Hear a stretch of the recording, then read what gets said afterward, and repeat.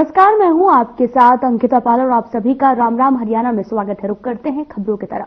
किसानों और केंद्र सरकार के बीच में बातचीत हुई है। किसान नेता सरवन सिंह पंढेर और भूख हड़ताल पर चल रहे हैं। जगदीप सिंह ढलेवाल को पंजाब पुलिस ने हिरासत में लिया है। किसान नेता केंद्र सरकार के मंत्रियों से बातचीत कर वापस लौट रहे थे।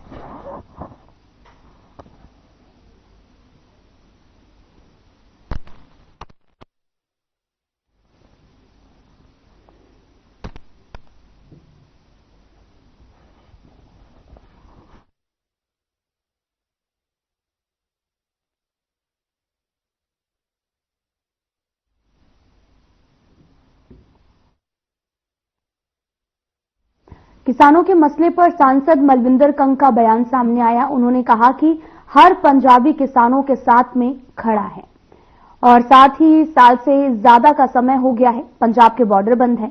बॉर्डर बंद होने से पंजाब को आर्थिक तौर पर इन्वेस्टमेंट में और टूरिज्म में दिक्कत आ रही है। नशे को रोकने के साथ में युवाओं को रोजगार देना भी जरूरी है।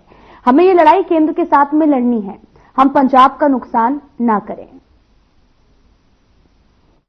पूरे पंजाब ने हमेशा किसानों का डट के साथ दिता है। जे काले कानूनों की आप गल करिए उदों पंजाब का चाहे शहरी भाईचारा होवे, पेंडू भाईचारा होवे, नौजवान, किसान, मजदूर, कारोबारी हरेक ने वध चढ़ के हिस्सा पाया कि जिहड़े काले कानून वापस होने चाहिए और असीं लड़ाई जीती।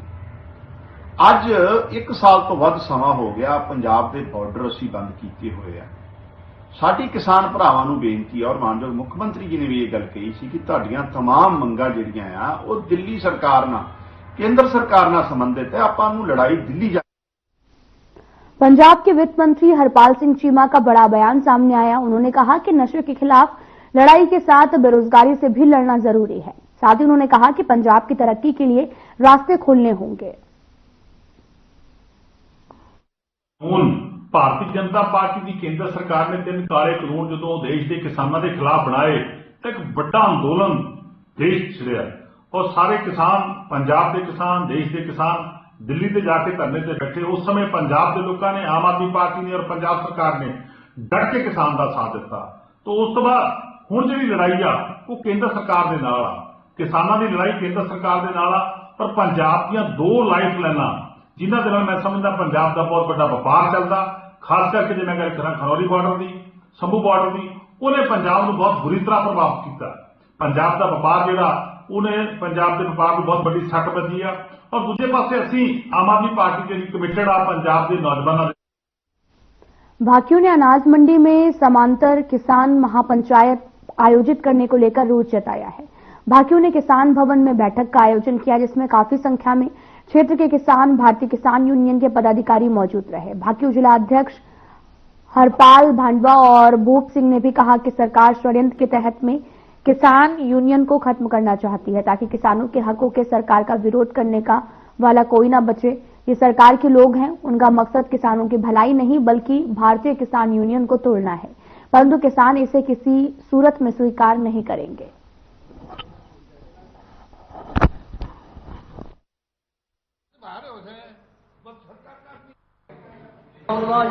ये भ्रष्टाचार वाला इकट्ठा उधर मंडी में हो रहा है और पूरा से तेवर किसान और किसान सारा हरपाल के साथ में किसी को बर्दाश्त करते हैं और ईमानदार आदमी है। हमारा ये वो बच्चे सारी गुंडागर्दी वाली बात और कोई मतलब नहीं लाई तो किसान को ये किसान बनाएगा किसान वो आदमी चाहिए। हरपाल हमेशा किसानों का साथ देता है और हरपाल बढ़िया प्रधान है और हरपाल को चाहते हैं जो ये बैठा है ना ये खाम खा की बात करने हैं। ये किसान को इनका कोई लेना और हम किसी पार्टी का नहीं है, हम सब किसान और किसानों की जो आपकी बात कर रहे हैं किसान।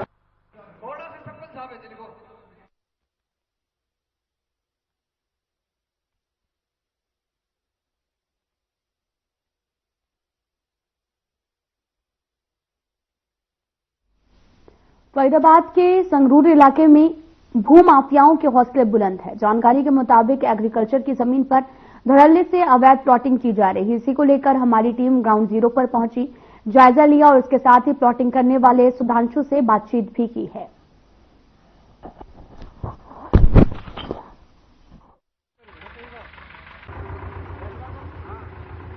इस समय मौजूद है फरीदाबाद के सेक्टर 55 पर, जो 55 और 56 का ये जो है इलाका है। जिस तरह एक तरफ जो है गांव सरूरपुर है तो दूसरी तरफ 56 सेक्टर है। यहाँ पर आप देख सकते हैं कल्चर लैंड में जो है वो अवैध प्लॉटिंग यहाँ पर की जा रही है। एक तरफ सरकार कहती है कि अवैध प्लॉटिंग पर पूरा कब्जा किया जो है नकेल कसी जाएगी, मुंह माफिया को पनपने नहीं दिया जाएगा, तो दूसरी तरफ आप देख सकते हैं कि इन तस्वीरों में कि जो मुंह माफिया अवैध जो तरीके से प्लॉट यहाँ पर प्लॉटिंग करते हुए नजर आ रहे हैं, भोली भाली जनता को जो है यहाँ पर जो है कहीं ना कहीं फंसाने का काम करते हैं, क्योंकि यहाँ पर पक्की जो रजिस्ट्री बताते हैं, यहाँ पर पक्की प्लॉटिंग यहाँ पर बताते हैं, अवैध जो तरीके से यहाँ पर अप्रूवल प्लॉटिंग यहाँ पर बताते हैं। तो तमाम तरीके से यहाँ पर डीटीपी विभाग आखिरकार कहाँ रहता है जब ये प्लॉटिंग होती है, जब यहाँ पर बसावट हो जाती है, जब वहाँ पर तोड़ने के लिए पहुंचते हैं, तो पूरी तरीके से आप देख सकते हैं कि यहाँ पर जो है रेट जो है 17-18 यहाँ पर रोड भी जो है वो यहाँ पर बना दिया गया है। आखिरकार डीटीपी विभाग को क्यों नहीं पता लगता कि यहाँ पर उनके नाक के नीचे जो है वो अवैध प्लॉटिंग यहाँ पर की जा रही है। तो तमाम तरीके से कहीं ना कहीं जो है मुंह माफियाओं के डीटीपी विभाग की सेटिंग जो है वो यहाँ पर देखी जा सकती है कि आखिरकार डीटीपी विभाग क्यों नहीं देखता, क्यों लोगों को जो है वो जागरूक करता, क्यों अवैध प्लॉटिंग पर शिकंजा कसता है। क्योंकि एक तरफ जो है हरियाणा के मुख्यमंत्री कहते हैं कि पूरी तरीके से अवैध प्लॉटिंग नहीं होने दी जाएगी, क्योंकि जब अवैध प्लॉटिंग कट जाती है तो उसको विकसित करने में जो है काफी समय, काफी जो है समस्याओं का सामना सरकार को करना पड़ता है। तो आखिरकार इस तरीके की जो अवैध प्लॉटिंग है वो पूरी तरीके से अवैध यहाँ पर है, और कहीं ना कहीं डीटीपी विभाग के नाक के नीचे जो है इस तरीके से जो प्रॉपर्टी के यानी कि मुंह माफिया जो जमीन के हैं वो यहाँ पर पनपते हुए नजर आ रहे हैं। फरीदाबाद से हर खबर के लिए मोनू पांचाल। सुधांशु, क्या काम करते हैं आप? सर प्लॉटिंग करते हैं। प्लॉटिंग करते हैं जी, किस्त पे प्लॉट देते हैं। अच्छा, ये जो प्लॉटिंग चल रही है आपकी चल रही है? हाँ सर, हमारी है। किस नाम से है? अग्रवाल प्रॉपर्टी के नाम से। सुधांशु, ये जो प्लॉटिंग चल रही है एग्रीकल्चर लैंड पे सीएलयू पास है आपका? सर एग्रीकल्चर पे ऐसी हमारी प्लॉटिंग है, भैया हमारे करते हैं। अच्छा, कोई दिक्कत परेशानी नहीं है। कौन सी जगह पे है ये प्लॉटिंग? सर ये 56 में पड़ता है। 56 एरिया पर? जी, आपका सरूरपुर है पीछे। अच्छा, सरूरपुर में पड़ता है। कितने एरिया में कर रहे हो आप? ये सर तकरीबन 4 एकड़ में सर, 3-4 एकड़ में जमीन। विदाउट सीएलयू के आप प्लॉटिंग कर रहे हो? सर ऐसा कोई दिक्कत तो है नहीं। अच्छा। अब तक तो कोई ऐसा प्रॉब्लम तो है नहीं। डीटीपी वाले नहीं आते, वो पूछते नहीं है कि भाई क्यों? सर अभी तो आए तो है ना। सरकार ने बंद कर रखा है कि अवैध प्लॉटिंग आगे नहीं। इसके लिए भैया ही बता सकते हैं इसमें क्या प्रॉब्लम है, तो क्या आप सही है। खुलेआम कर रहे हो?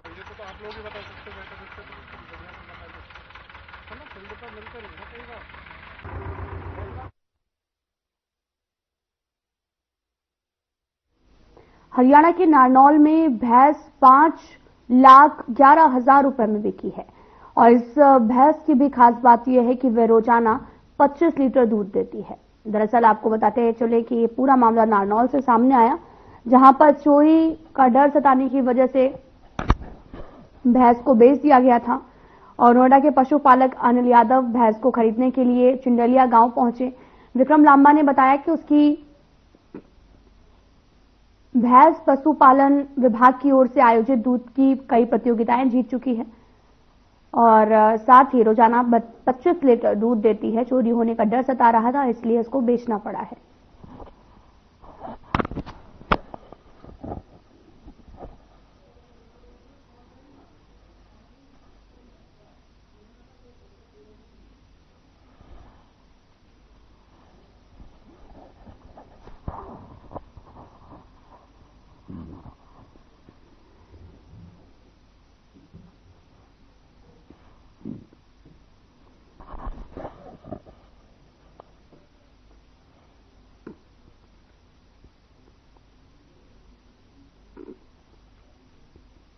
हरियाणा के रेवाड़ी में कुछ निजी स्कूल वाहनों पर लागू होने वाले नियमों की जमकर धज्जियां उड़ाई रही हैं, जहां पर संबंधित शिक्षा और आरटीओ विभाग कुंभकर्णी नींद में भी सोया हुआ है, और उन्हें जगाने के लिए रेवाड़ी के सामाजिक कार्यकर्ता और अधिवक्ता कैलाश चंद ने स्कूली बच्चों की सुरक्षा से जुड़ा एक गंभीर मुद्दा भी उठाया है, और साथ ही कहा कि नियमानुसार सरकारी और गैर सरकारी स्कूलों में बच्चों को ले जाने वाले स्कूली वाहनों का रंग पीला होना चाहिए, जिस पर स्कूल का नाम व स्कूल के आपातकालीन फोन नंबर भी लिखे हों, ताकि विकट परिस्थिति में और स्कूल प्रबंधकों से संपर्क किया जा सके।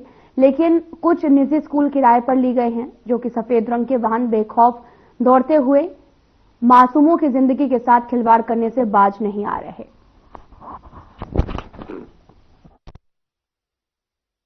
निजी स्कूल लगातार नियमों की धज्जियां उड़ाते हुए नजर आ रहे। बिना महिला अटेंडेंट के चल रहे वाहन आरटीओ विभाग पर मिली भगत का आरोप भी लगा है। दरअसल निजी स्कूल नियमों के तमाम तरह की धज्जियां उड़ाते हुए नजर आ रहे हैं, नियमों को अनदेखी कर रहे हैं, जिससे बच्चों को भी और बच्चों के अभिभावकों को भी डर सताने लगा है। आरटीओ विभाग की मिली भगत के चलते उन पर कोई भी अभी तक कार्रवाई भी नहीं की जा रही है और तमाम तरह के दिशा निर्देश तो जारी कर दिए गए हैं, लेकिन उनको पालन अच्छे से नहीं किया जा रहा है। दरअसल आरटीओ की मिली भगत का यह आरोप लगाया गया है और आपको तस्वीरें भी दिखा रहे हैं जहां पर बिना अटेंडेंट के बसें भी चल रही हैं।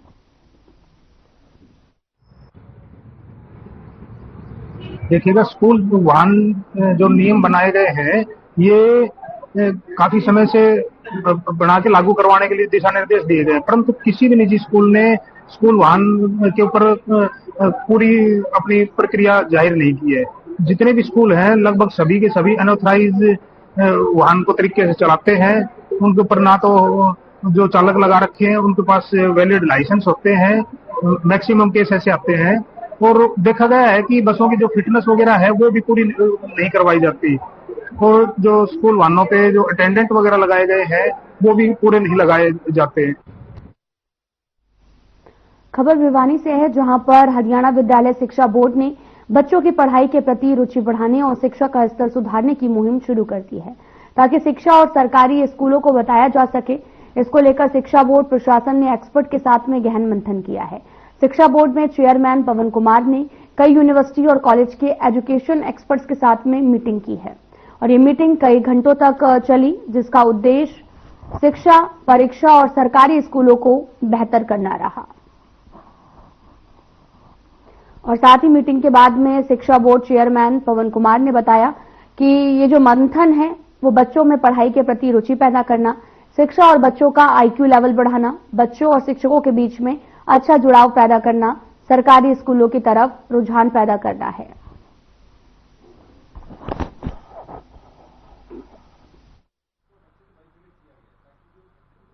हरियाणा विद्यालय शिक्षा बोर्ड समय समय पर सब्जेक्ट एक्सपर्ट्स को एक उद्देश्य के साथ इनवाइट करता है कि हम बच्चों का जो लर्निंग आईक्यू लेवल है उनका जो evaluation process Haryana education board के द्वारा परीक्षाओं के द्वारा थ्रू जो होता है उसमें क्या क्या सुधार किए जा सकते हैं, ताकि गुणवत्ता परीक्षा की और एजुकेशन यानी शिक्षा की दोनों अच्छी की जा सके। तो जो ये एक्सपर्ट्स आए हुए हैं आज हमारे पास, सब्जेक्ट एक्सपर्ट कुरुक्षेत्र यूनिवर्सिटी से भी आए हैं, हायर एजुकेशन डिपार्टमेंट कॉलेज से भी प्रोफेसर्स आए हैं, साथ में डाइट से कुछ लेक्चरर साथी पीजीटी जो हैं वो आए हुए हैं। इन सभी के साथ एक इसी उद्देश्य के साथ आज की जो ये मीटिंग कन्वीन की गई है कि क्वेश्चन पेपर का स्टाइल कैसा हो, ताकि बच्चे का एक एनईपी 2020 के आधार पर ऑलराउंड डेवलपमेंट और खास तौर पर आईक्यू का जो एक उसका लेवल है वो जांचा जा सके। All Haryana power corporation worker union सब यूनिट नारनौद ने नारनौद के बिजली निगम कार्यालय के प्रांगण में अपनी मांगों को लेकर धरना किया है और सभी कर्मचारियों ने एसडीओ नारनौद के खिलाफ जमकर नारेबाजी की और वहीं धरने की अध्यक्षता सब यूनिट प्रधान रामदिया शर्मा ने किया है और मंच का संचालन सत्यवान रंगा ने किया और सब यूनिट प्रधान रामदिया शर्मा ने किया। नारनौद बिजली निगम कार्यालय के कर्मचारी पिछले काफी दिनों से गेट मीटिंग कर अपना विरोध जता रहे थे और आज कर्मचारियों ने गेट मीटिंग को धरने में तब्दील कर दिया है और अनिश्चितकालीन धरना शुरू कर दिया है।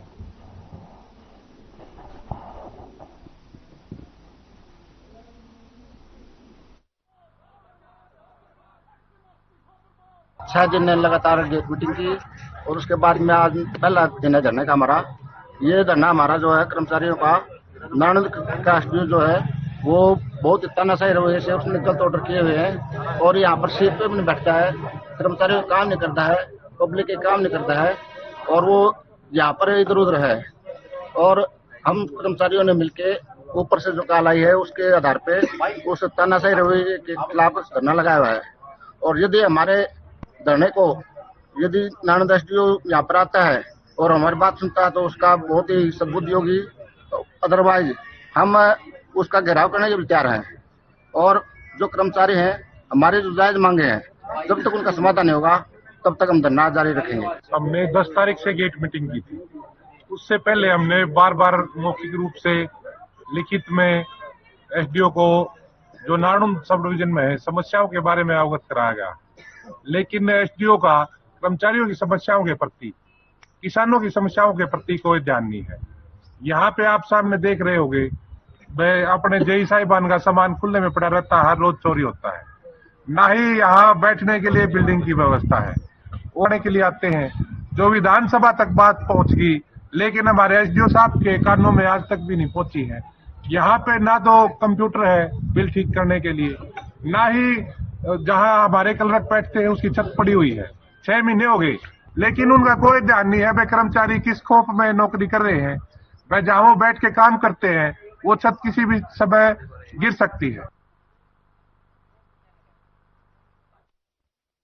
हरियाणा के नूंह जिले के ग्राम पंचायत रोजका मेव में 25 करोड़ रुपए के घोटाला करने के आरोपी पूर्व सरपंच दीन मोहम्मद उर्फ धोना की गिरफ्तारी कर ली गई है।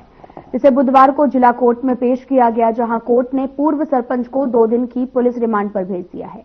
और साथ ही नूंह के तत्कालीन जिला उपायुक्त धीरेन्द्र खटगटा ने HSIIDC के अधिकारी और बैंक अधिकारी, जिला राजस्व अधिकारी और रोज कामेव के पूर्व महिला सरपंच खातूनी और सरपंच प्रतिनिधि दीन मोहम्मद पर धोखाधड़ी, गबन सहित धाराओं के तहत में पुलिस कार्रवाई करने के आदेश दिए हैं।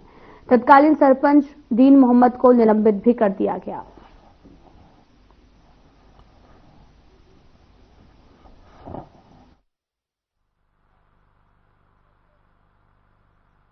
हाँ जी, क्या पूरा मामला था, क्या कहना है? पंचायत के पैसे के गबन का मामला है। 2 दिन का पुलिस रिमांड। 2 दिन का पुलिस रिमांड है।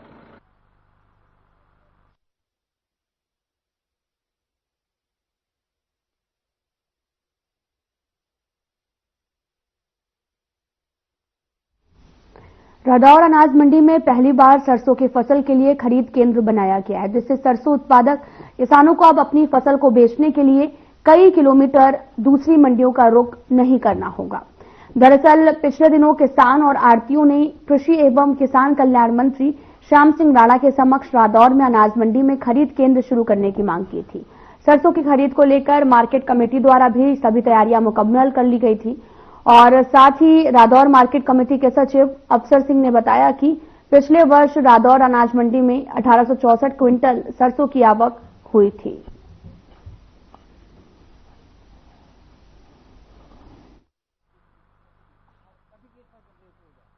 रादौर अनाज मंडी में ना पहली बार सरसों की खरीद के लिए खरीद केंद्र बनाया गया है। किसानों और आढ़तियों द्वारा इस बारे में मांग की गई थी माननीय मंत्री महोदय से। तो फर्स्ट टाइम मतलब किसानों और आढ़तियों की मांग को मानते हुए इस बार फर्स्ट टाइम खरीद केंद्र बनाया गया रादौर सरसों की खरीद के लिए। हरियाणा सरकार सिर्फ काली वाली सरसों को ही खरीद करती है। पीली वाली सरसों तो मतलब व्यापारी खुली वाली व्यापारी द्वारा खरीदी जाती है। इस साल जो काले वाली सरसों उसका एमएसपी सरकार द्वारा 5,950 रुपए प्रति क्विंटल निर्धारित किया गया है। किसानों से मैं यही अपील करना चाहूंगा कि वो अपनी सरसों सुखा के व साफ सुथरी करके ही मंडी में लेकर आएं, ताकि उनको किसी भी प्रकार की असुविधा का सामना न करना पड़े। बहादुरगढ़ में दिल्ली पुलिस के पूर्व सब इंस्पेक्टर ने खुद को गोली मारकर आत्महत्या कर ली है। पूर्व सब इंस्पेक्टर ने अपने लाइसेंसी रिवॉल्वर से खुद को गोली मारी। आत्महत्या करने से पहले उसने मोबाइल पर एक वीडियो भी बनाई, जिसमें उसने अपनी मौत का जिम्मेदार अपनी पत्नी, बेटा, बेटी, ससुर और अपने साढ़ू को ठहराया है। घटना की सूचना मिलते ही पुलिस मौके पर पहुंची, मामले की छानबीन भी शुरू कर दी है। और वही इंस्पेक्टर कृष्णकांत का कहना है कि पुलिस ने फॉरेंसिक टीम के साथ में मिलकर मौके से कई सबूत जुटाए हैं। साथ ही शव को पोस्टमार्टम के लिए बहादुरगढ़ के सामान्य अस्पताल भिजवाया गया है। और वहीं नरेंद्र के परिजनों के बयान के आधार पर मामले की जांच की जाएगी और साथ ही एफआईआर दर्ज होने के बाद आगे की कार्रवाई की जाएगी।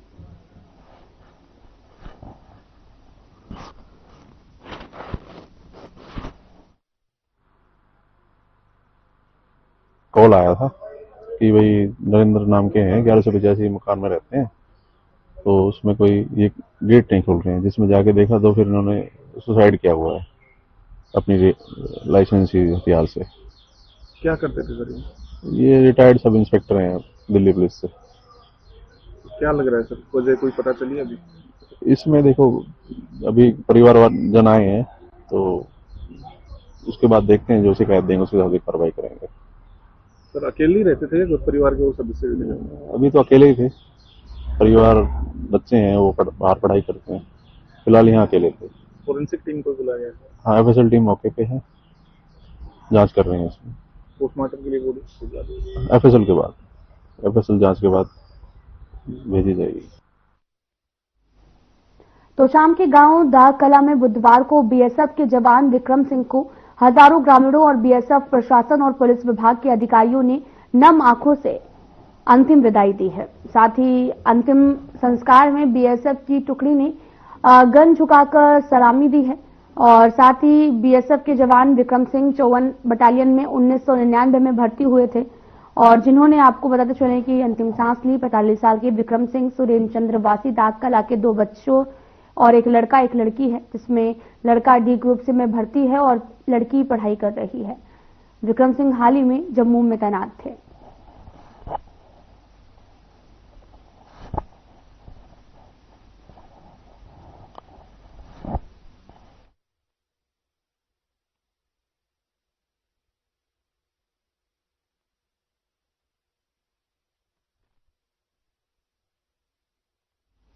फरीदाबाद के बल्लभगढ़ मुख्य कैपिटल बस अड्डा मार्केट में नगर निगम और फरीदाबाद ट्रैफिक पुलिस ने संयुक्त कार्रवाई में नाराज सैकड़ों की संख्या में दुकानदारों ने नगर निगम में पहुंचकर जोरदार नारेबाजी की है। और इस मौके पर आपको बता दें कि दुकानदारों ने नगर निगम अधिकारियों पर आरोप लगाते हुए कहा कि निगम के अधिकारी और कर्मचारियों ने बगैर किसी जानकारी के उनके यहां पर तोड़फोड़ की है और साथ ही जिससे उनकी दुकानों में भारी नुकसान हुआ और इसकी भरपाई नगर निगम को करनी चाहिए। साथ ही उन्होंने अपनी मांगों को लेकर बल्लभगढ़ ज्वाइंट कमिश्नर को अपना मांग पत्र सौंपा है।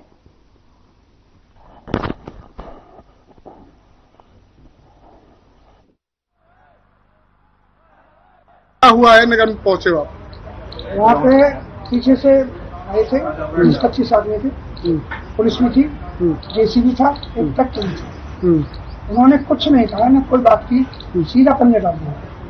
क्यों डाल दिया पन्ना? ये तो हमको पूछो ना। अतिक्रमण हटा रहे थे?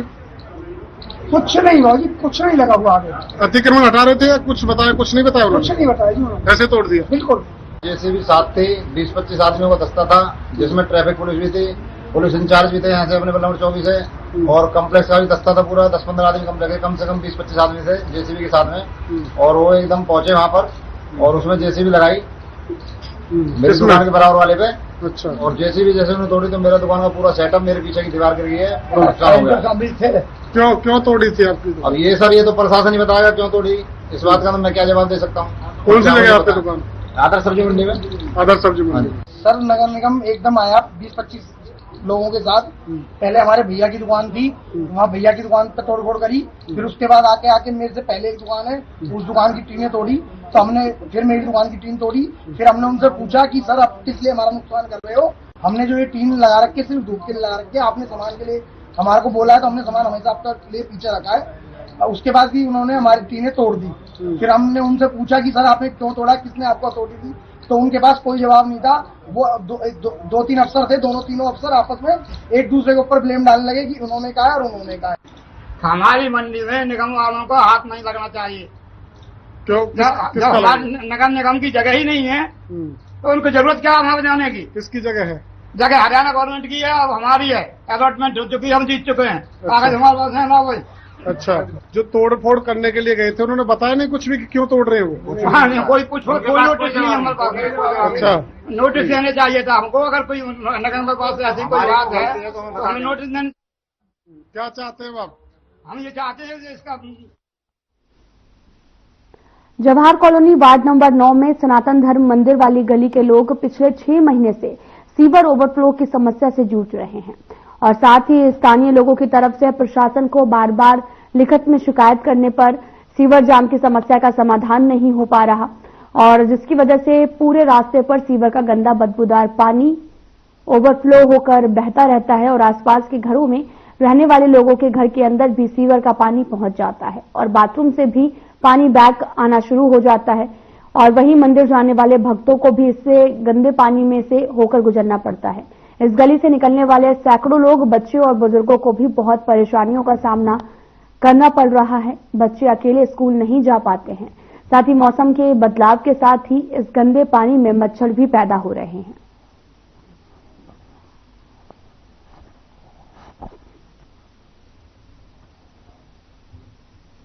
इंद्री हल्के के गांव कमालपुर रोडान गांव में कलयुगी बेटे ने शातिराना तरीके से अपने ही मां बाप को मौत के घाट उतार दिया है।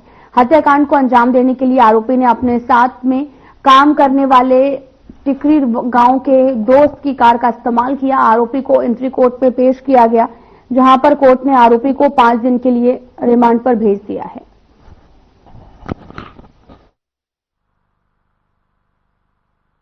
होली के दिन मशीन रात को अपने घर पे जाता है। वहां से इसने ड्रिल मशीन का इंतजाम किया और गाड़ी का इंतजाम किया। आई-10 ग्रांड व्हाइट रंग की है।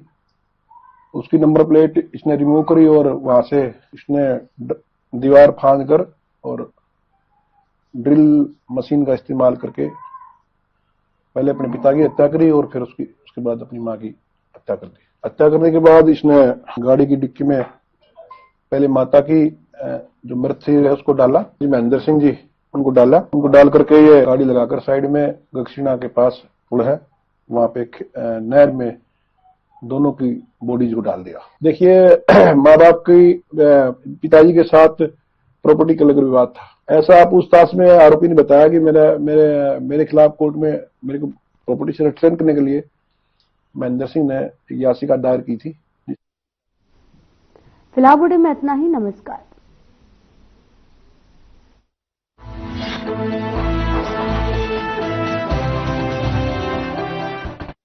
क्या रंग